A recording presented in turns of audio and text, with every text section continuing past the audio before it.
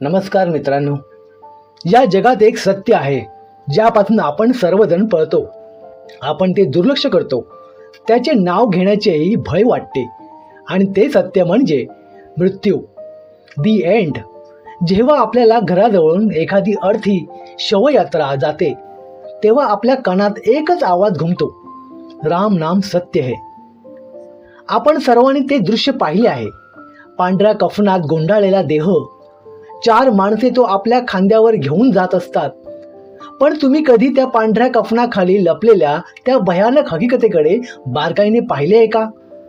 जर तुम्ही लक्ष दिले तर लक्षात येईल की मृत्यूनंतर माणसाच्या देहाला फक्त झाकले जात नाही, तर त्याला दोरखंडांनी खूप घट्ट बांधले जाते. त्याला बांबूच्या अर्थीवर जखडून टाकले जाते. आणि सर्वात विचित्र गोष्ट म्हणजे त्याच्या पायाच्या दोन्ही अंगठ्यांना एकमेकांना खूप घट्ट बांधले जाते. एक क्षण थांबा आणि विचार करा. तो माणूस आता मेला आहे. तो हलू शकत नाही, तो पळू शकत नाही, तो विरोधही करू शकत नाही. तो फक्त एक मृतदेह आहे. मग त्याला गुन्हेगारासारखे, कैदीसारखे दोरखंडात जखडण्याची काय गरज? हे फक्त त्याला पळू नये म्हणून आहे का? की यामागे काही खोल, काळे आणि आत्म्याला थरथर कापून टाकणारे रहस्य दडलेले आहे, ज्याचा उल्लेख गरुड पुराणाच्या त्या पानांमध्ये आहे ज्यांना वाचण्यापासूनही लोक घाबरतात? काय होईल जर मी तुम्हाला सांगितले की लाश बांधणे ही फक्त एक रीतिरिवाज नाही, तर आपल्या पूर्वजांनी बनवलेली एक लॉक सिस्टीम आहे. एक अशी सुरक्षा व्यवस्था जी त्या मृतदेहाचे रक्षण करत नाही, तर आपल्या जिवंत लोकांचे रक्षण करते. काय होईल जर मी सांगितले की जर ती दोरखंड उघडी पडली किंवा अंगठे बांधले गेले नाहीत, तर तो शांत पडलेला देह पुन्हा हलू शकतो? आजच्या या व्हिडिओमध्ये आपण गरुड पुराणाच्या त्या प्रतिबंधित ज्ञानाच्या सागरात बुडी मारणार आहोत. आपण मृत्यूनंतरचे पहिले 24 तास डिकोड करणार आहोत. आपण जाणून घेणार आहोत की विज्ञान ज्याला रिंगर मॉर्टिस म्हणते त्याला गरुड पुराण प्रेतबाधा का म्हणते, शवयात्रेत मागे वळून पाहणे का मनाई आहे, आणि सर्वात मोठा प्रश्न म्हणजे स्मशानात खोपडी दंडाने का फोडली जाते. खुर्चीची बेल्ट बांधून घ्या, कारण आपण आज मृत्यूच्या दारात झाकणार आहोत. कथा सुरू होते त्या क्षणापासून डॉक्टर म्हणतो, I am sorry, he is no more. आपल्यासाठी ते अंत आहे, पण गरुड पुराणानुसार खेळ तर आता सुरू झालेला आहे. गरुड पुराणात भगवान विष्णू आपल्या वाहन गरुडाला सांगतात की मृत्यू ही एकाच झटक्यात होणारी घटना नाही. ही एक प्रक्रिया आहे, एक लांब प्रक्रिया. जेव्हा प्राण देह सोडतात तेव्हा देह तात्काळ निर्जीव होतो. बायोलॉजीसाठी हे फक्त कोशिकांचे मरण आहे, पण अध्यात्माच्या दृष्टिकोनातून पाहिले तर त्या क्षणी खोलीचे वातावरण पूर्णपणे बदलते. पुराणांमध्ये सांगितले आहे की मृत्यूनंतर लगेचच आत्म्याला हे जाणवतच नाही की तो मेला आहे. हे ऐकून विचित्र वाटेल, पण हे असे समजा जसे तुम्ही खूप खूप खोल स्वप्नात आहात. जेव्हा आत्मा देहातून बाहेर पडतो तेव्हा त्याला वाटते की तो झोपला आहे किंवा बेहोश झाला आहे. तो आपला देह बिछाण्यावर पडलेला पाहतो, आपल्या कुटुंबियांना रडताना पाहतो. तो आपल्या पत्नीला, मुलांना हाक मारतो, मी इथे उभा आहे, तुम्ही त्या देहाला पाहून का रडता? पण विडंबना अशी की त्याची आवाज कोणालाही ऐकू येत नाही. तो ओरडतो, स्पर्श करण्याचा प्रयत्न करतो, पण त्याचा हात हवेतून जातो. आणि हाच तो क्षण असतो जेव्हा आत्म्याला सर्वात मोठा धक्का बसतो. त्याला जाणवते की त्याचा या भौतिक जगाशी संबंध तुटला आहे आणि येथूनच खतरा सुरू होतो. गरुड पुराण सांगते की मृत्यूनंतरचे काही तास आत्मा मोह या जाळ्यात सर्वाधिक अडकलेली असते.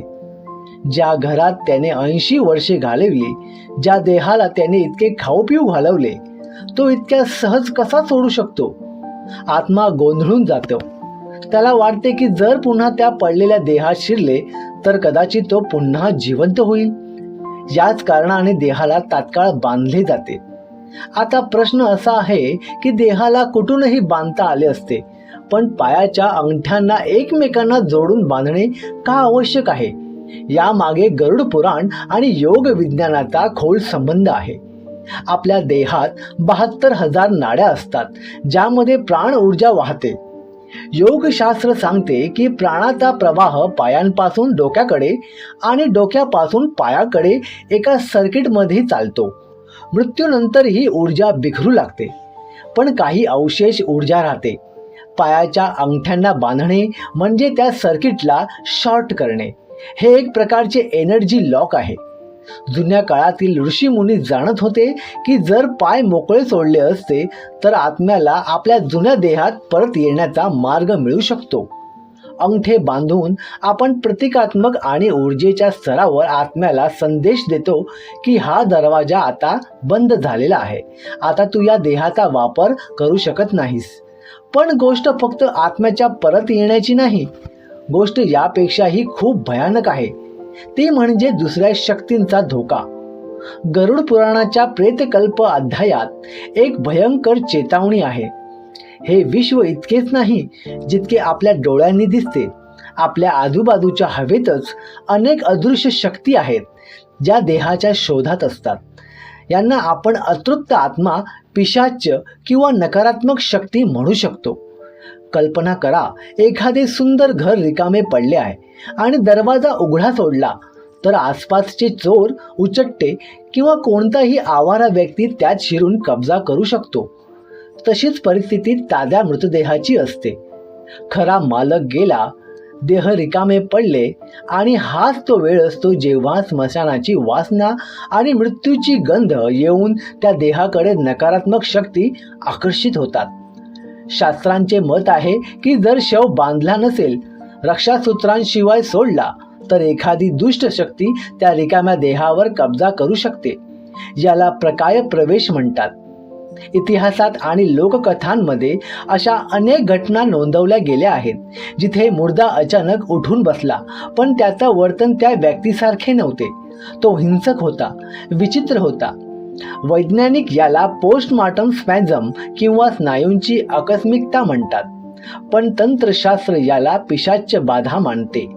शवाला दोरखंडांनी, खास करून सुतळी किंवा नारळाच्या दोरखंडांनी बांधणे आणि बांबू जो दुष्ट शक्ती दूर ठेवण्यासाठी वापरला जातो, हे एक प्रकारचे तांत्रिक बंधन आहे. हे देहाला सील करते जेणेकरून अंतिम संस्कारापर्यंत तो सुरक्षित राहील. आता थोडा वेळ गरुड पुराण बाजूला ठेवूया. 21व्या शतकाच्या विज्ञानाच्या चष्म्यातून पाहूया. शव बांधण्याचे कोणतेही लॉजिकल किंवा मेडिकल कारण आहे का? होय, आणि तेही कमी भयानक नाही. माणूस मेल्यावर देहात बायोकेमिकल बदल सुरू होतात. 3 ते 4 तासानंतर रिगर मॉर्टिस ही प्रक्रिया सुरू होते. या स्नायू आखडतात आणि देह दगडासारखा कठीण होतो. जुन्या काळी ॲम्ब्युलन्स किंवा शव वाहन नव्हते. लोक शव बांबूंच्या अर्थीवर खांद्यावर घेऊन मैलो दूर नदीकडे किंवा जंगलात नेत होते. रस्ते खड्डेमय होते. जर देह खट्ट बांधला नसेल आणि रिगर मॉर्टिसच्या कारणाने देह आखडला तर हातपाय विचित्र रीतीने बाहेर येऊ शकतात किंवा शव अर्थीवरून पडू शकतो. मृतदेहाचा अर्थीवरून पडणे किंवा हात लटकणे हे पाहण्यासाठी भयंकर असते. हे मृत व्यक्तीचा अपमानही आहे. म्हणून देहाला स्थिर स्थितीत ठेवण्यासाठी बांधणे व्यावहारिकदृष्ट्या आवश्यक होते. याशिवाय मृत्यूनंतर देहात बॅक्टेरिया काम करतात. गॅसेस तयार होतात. कधी कधी या गॅसेसच्या दाबांमुळे देहात अचानक हालचाल होते. तोंड उघडणे, डोळे पलटणे किंवा हात उचलणे. जर शव बांधला गेला नसेल आणि शवयात्रेत मुर्द्याचा हात अचानक हवेत उंचावला तर सोबत चालणाऱ्या लोकांचे काय होईल? भगदड उडेल. दोरखंड देहाला नियंत्रणात ठेवतात जेणेकरून अशा अनैच्छिक हालचाली लोकांना घाबरवणार नाहीत. आता गरुड पुराणाच्या त्या भागाकडे जाऊया जो ज्योतिषाशी संबंधित आहे आणि ज्याला ऐकून चांगल्याच पंडिताचेही घाम फुटतात. ते म्हणजे पंचक. तुम्ही अनेकदा ऐकले असेल की कोणाचा मृत्यूनंतर पंडित पंचांग पाहून म्हणतात, अरे हे तर पंचकात गेले, खूप वाईट झाले. पंचक म्हणजे काय आणि यात शव बांधण्याचे नियम आणखी कठोर का होतात? ज्योतिषशास्त्रानुसार जेव्हा चंद्र कुंभ आणि मीन राशीत असतो तेव्हा त्याला पंचक म्हणतात. धनिष्ठा, शतभिषा, पूर्वा भाद्रपद उत्तरा भाद्रपद आणि रेवती ही 5 नक्षत्रे खूप संवेदनशील मानली जातात. गरुड पुराण सांगते की जर कोणाचा मृत्यू पंचक काळात झाला आणि विशेष निवारण पूजा न करता अंतिम संस्कार केला तर तो एकटा जात नाही, तो आपल्या सोबत कुटुंबातील किंवा घराण्यातील 5 सदस्यांना घेऊन जातो. हे अंधश्रद्धा वाटू शकते, पण ज्या पद्धतीने याचे पालन केले जाते ते खूपच रोंगटे उभे करणारे आहे. पंचकात मृत्यू झाल्यास शव सोबत आट्याचे, बेसनाचे किंवा कुशाचे 5 पुतळे बनवले जातात. त्यांना तसेच कफन घालून तसेच दोरखंडांनी बांधले जाते जसे खऱ्या शवाला. मग स्मशानात खऱ्या शवासोबत या 5 पुतळ्यांचाही दाह संस्कार केला जातो. हे एक प्रकारचे डिकॉय सिस्टीम आहे. आपण यमराजा किंवा मृत्यूच्या ऊर्जेला फसवतो की पहा 5 जण मरले, आता आणखी कोणालाही घेऊ नको. जर शव नीट बांधला नसेल किंवा ही रीत केली नसेल तर मानले जाते की त्या घरात पुढील 2 वर्षात 5 मृत्यू होण्याची शक्यता निर्माण होते. शव तयार करताना आणखी एका गोष्टीवर खूप लक्ष दिले जाते, ते म्हणजे दिशा. जोपर्यंत शव घरात आहे त्याचे डोके दक्षिण म्हणजे दक्षिणेकडे केले जात नाही, पण जसाच तो बाहेर काढला जातो दिशा बदलली जाते. असे का? गरुड पुराणानुसार दक्षिण ही यमाची दिशा आहे. मृत्यूचे देवता यमराज दक्षिणात राहतात. जोपर्यंत देह घरात आहे आपण त्याला जिवंत माणसासारखे वागवतो, म्हणून डोके उत्तर किंवा पूर्वेकडे ठेवतो. पण जसा दोरखंडांनी बांधून शवयात्रेसाठी उचलला जातो तेव्हा डोके स्मशानाकडे आणि पाय घराकडे करतात. पण थांबा, येथे एक मोठा ट्विस्ट आहे. शवयात्रा अर्ध्या वाटेवर पोचल्यावर एक रीत होते ज्याला विश्राम किंवा अधमार्ग म्हणतात. येथे अर्थी जमिनीवर ठेवली जाते. दोरखंड थोडे ढिले केले जात नाहीत, पण दिशा पूर्णपणे पलटली जाते. आता पाय स्मशानाकडे आणि डोके घराकडे. हे का केले जाते? गरुड पुराण सांगते की हे आत्म्याला दिलेले अंतिम चेतावणी आहे. आत्म्याला भ्रम असू शकतो की तो अजूनही घराचा भाग आहे. दिशा बदलून त्याला सांगितले जाते की पहा, तुझे घर मागे राहिले आहे, आता तुझे ध्येय पुढे आहे, स्मशान. हे आत्म्याच्या मोहाला तोडण्याची एक मानसिक आणि आध्यात्मिक प्रक्रिया आहे. शवयात्रा चालू असताना तुम्ही पाहिले असेल की लोक शवावर आणि मागे सिक्के आणि लया म्हणजे मुरमुरे किंवा पफ राईस फेकत चालतात. आम्हाला वाटते हे दान आहे, गरिबांसाठी फेकले जातात, पण सत्य जाणून तुमची आत्मा थरथरेल. गरुड पुराण आणि तंत्रशास्त्र सांगते की स्मशानाचा रस्ता साधा रस्ता नसतो. जेव्हा ताजा मृतदेह रस्त्यावरून जातो तेव्हा तो चुंबकासारखा इतर निम्न शक्तींना आकर्षित करतो. त्या शक्ती त्या देहावर झेपावू पाहतात. ते सिक्के आणि लया गरिबांसाठी नाहीत, तर त्या अदृश्य शक्तींसाठी घूस आहेत, ज्याला बली म्हणतात. आपण त्या वस्तू फेकून त्यांचे लक्ष विचलित करतो, जेणेकरून त्या वस्तूंना खाण्यात किंवा उचलण्यात व्यस्त राहतील आणि शव सुरक्षित स्मशानापर्यंत पोहोचेल. हे एक प्रकारचे डिस्ट्रॅक्शन मेकॅनिझम आहे. आता इथे दृश्य बदलते. शव स्मशान घाटावर पोचल्यावर चिता तयार आहे, लाकडे सजली आहेत. शव चितेवर ठेवला जातो आणि याच वेळी एक अतिशय महत्त्वाचे काम केले जाते. ज्या दोरखंडांनी, ज्या गाठांनी देहाला गेल्या 4-5 तासापासून जखडले होते त्या आता कापल्या जातात. देह सर्व बंधनांमधून मुक्त केला जातो. आता तुम्ही विचाराल, बांधणे इतके आवश्यक होते तर आता उघडे का? हेच गरुड पुराणाचे सार आहे. स्मशानभूमी ही भगवान शिवाचे क्षेत्र मानली जाते, महास्मशान. येथे पोचल्यावर देह आता पंचतत्वात म्हणजे अग्नी, जल, पृथ्वी, वायू, आकाश यांना विलीन होण्यासाठी तयार आहे. गरुड पुराण स्पष्ट सांगते की अग्निसंस्काराच्या वेळी जीवावर कोणतेही बंधन नसावे. जर जाताना देह बांधलेला राहिला तर आत्म्याला परलोकातही बंधन जाणवेल. तो मुक्त होणार नाही, म्हणजे त्याच्या अंगावर एकही कपडा राहणार नाही. जर कपडा राहिला तर तो बंधनात आहे असं मानलं जाईल. तो त्या स्थानाशी बांधला जाईल. दोरखंडाचे काम फक्त शवाला सुरक्षित स्मशानापर्यंत पोहोचवणे होते. जसे आपण पार्सलवर टेप लावतो जेणेकरून तो तुटणार नाही, पण वापरायच्या आधी टेप काढून टाकतो, तसेच अग्नीला देण्यापूर्वी देह पूर्णपणे मुक्त केला जातो. कफनात काही गाठ असेल तर तीही उघडली जाते. आता अंतिम संस्काराचा तो भाग येतो ज्याला पाहण्यासाठी खूप हिंमत लागते. कपाल क्रिया. जेव्हा चिता जळत असते, देह अर्धा जळला असतो, तेव्हा घरातील कोणी सदस्य, बहुतेक मोठा मुलगा, मोठा बांबूचा दांडा घेतो आणि त्या दांडाने जळत्या शवाच्या खोपडीवर जोरात प्रहार करतो. तो ती खोपडी मधोमध फोडतो. हे ऐकून हिंसक आणि क्रूर वाटते ना? कोणी आपल्या वडील किंवा भावाच्या डोक्यावर दंडा कसा मारू शकतो? पण यामागे गरुड पुराणाचे सर्वात गहन रहस्य आहे. आपल्या देहात 7 चक्र असतात. सर्वात वर डोक्याच्या मधोमध सहस्रार चक्र असते. योगी आणि संत आपल्या इच्छेने याच चक्रातून प्राण सोडतात, ज्याला ब्रह्मरंध्र म्हणतात. पण सामान्य माणसाचे प्राण बहुतेक खालच्या द्वारातून म्हणजे नाक, तोंड किंवा मलमूत्र द्वारातून निघतात. मानले जाते की आयुष्यभराचे कर्म, आठवणी, अहंकार, ओळख हे सर्व डोक्यात खोपडीत लॉक असते. गरुड पुराण सांगते की कधी कधी देह जळल्यानंतरही आत्म्याचा मोह डोक्यापासून किंवा चेहऱ्यापासून सुटत नाही. तो त्या जळत्या खोपडीत अडकून राहतो. कपाल क्रिया करून तो शेवटचा ताळा तोडला जातो. हे शारीरिक आणि आध्यात्मिक कृत्य आहे, ज्याने आत्म्याला जबरदस्तीने त्या देहातून बाहेर ढकलले जाते. हे त्याला सांगण्याचा मार्ग आहे की आता हा तुझा घर तुटला, आता तू येथे राहू शकत नाही, जा पुढच्या प्रवासावर जा. वैज्ञानिक दृष्ट्या पाहिले तर खोपडीची हाडे खूप कठीण असतात आणि डोक्यात खूप द्रव असतो.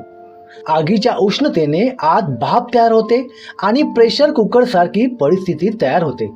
खोपडी फोडली नाही तर ती बॉम्ब सारखी फुटू शकते आणि जळते कोळसे चारही बाजूंना उडू शकतात. म्हणून कपाल क्रिया ही एक सेफ्टी वॉलचे काम करते. अंतिम संस्कार संपला, आपण घरी आलो, पण कथा संपली का? नाही. गरुड पुराणानुसार असली प्रवास तर आता सुरू होतो. स्मशानात ज्या दोरखंड आपण उघडल्या त्यांचा संबंध पुढील 13 दिवस चालतो. गरुड पुराण सांगते की देह जळल्यानंतर आत्म्याकडे कोणताही देह नसतो. तो वायवी रूपात नग्न अवस्थेत भुकेने आणि तहानेने तडफडतो. तो स्मशानातच भटकतो. पुढील 10 दिवस जे पिंडदान दिले जाते ते आत्म्यासाठी नवीन देह बनवण्याची प्रक्रिया आहे. पहिल्या दिवसाच्या पिंडाने डोके बनते, दुसऱ्या दिवसापासून मान आणि खांदे. अशा प्रकारे 10व्या दिवशी आत्म्याला एक नवीन सूक्ष्म देह मिळतो, जो फक्त अंगठ्याच्या आकाराचा असतो. लक्ष द्या, आपण सुरुवातीला अंगठे बांधले होते आणि शेवटी आत्म्याला मिळणारा देहही अंगठ्याच्या आकाराचा असतो. हे सर्व जोडलेले आहे. 13व्या दिवशी 13व्या रश्मीत मानले जाते की आत्मा आता आपल्या पूर्वजांच्या जगात जाण्यासाठी तयार आहे आणि मग आपण म्हणतो आता तो पूर्णपणे मुक्त झाला. मित्रांनो, आपण 21व्या शतकात जगतोय. आपल्याकडे सुपर कम्प्युटर्स आहेत. आपण मंगळ ग्रहावर जाण्याची बोलतोय. अशा वेळी या दोरखंडा, बांबू, कपालक्रिया हे आपल्याला अंधश्रद्धा वाटू शकतात. आपल्याला वाटू शकते की हे सर्व डरावण्याचे मार्ग आहेत. पण जर तुम्ही थोडे खोल विचार केलात तर आपले पूर्वज खूप मोठे सायकोलॉजिस्ट होते. ते जाणत होते की मृत्यूचा सामना करणे माणसासाठी सर्वात कठीण काम आहे. एक लाश समोर पाहणे ज्याच्याशी कालपर्यंत बोलत होतो हे डोक्याला शून्य करून टाकते. हे सर्व नियम, शव बांधणे, मंत्र म्हणणे, दिशा बदलणे, कपालक्रिया करणे हे सर्व आपल्याला त्या दुःखाच्या वेळी व्यस्त ठेवण्याचे मार्ग आहेत. हे आपल्याला शिस्त देतात. हे आपल्याला घाबरण्यापासून वाचवतात. जर शव मोकळा सोडला आणि गॅसच्या कारणाने थोडा हलला तर कदाचित त्या भीतीतून कुटुंब कधीच बाहेर पडणार नाही. दोरखंडाने ती भीती बांधून ठेवली जाते. गरुड पुराण फक्त नरक दाखवणारी पुस्तक नाही, ही मरणोत्तर मानसशास्त्र म्हणजे पोस्ट डेथ सायकोलॉजीची पुस्तक आहे. ही आपल्याला स्वीकार करायला शिकवते ही सांगते की देह हा एक भाड्याने घेतलेला घर होता, ज्याला रिकामे केल्यानंतर ताळा लावणे आवश्यक आहे, जेणेकरून कोणी दुसरा कब्जा करू नये. म्हणून पुढच्या वेळी दुर्दैवाने शवयात्रा दिसली आणि तुम्ही त्या पांढऱ्या कफनावर बांधलेल्या दोरखंड पाहिल्या तर घाबरू नका. उलट हे समजा की त्या दोरखंडात त्या आत्म्याच्या गुलामी नाहीत, तर त्याच्या स्वातंत्र्याच्या पहिल्या पायऱ्या आहेत. त्या दोरखंड हे सिद्ध करतात की जो आला त्याला जावे लागेल. जाण्यासाठी मोहाचे धागे तोडावे लागतील, पण देहाचे धागे बांधावे लागतील. जीवन अमूल्य आहे, ते हसत खेळत जगा, कारण शेवटी आपण सर्वांना त्या बांबूंच्या अर्थीवर जावे लागणार, त्या दोरखंडात बांधले जावे लागणार. फक्त फरक इतकाच आहे की कोणासाठी लोक रडतील आणि कोणासाठी लोक म्हणतील, अच्छा झाला, बरं झालं गेला. फैसला तुम्हाला करायचा आहे की तुम्हाला आपल्या आयुष्याची स्क्रिप्ट कशी लिहायची आहे. आशा आहे गरुड पुराण आणि मृत्यूच्या रहस्यांवरील ही खोल माहिती तुम्हाला आवडली असेल. तुम्हाला माहीत आहे की मृत्यूनंतर 13 दिवस घरात गरुड पुराण का वाचले जाते, किंवा वैतरणी नदीचे खरे सत्य काय आहे. जर तुम्हाला या विषयांवरही असेच डिटेल व्हिडिओ हवे असतील तर खाली कमेंटमध्ये लिहा आणि या व्हिडिओला लाईक करा, आपल्या मित्रांसोबत शेअर करा. कदाचित त्यांना ही माहिती माहीत नसेल.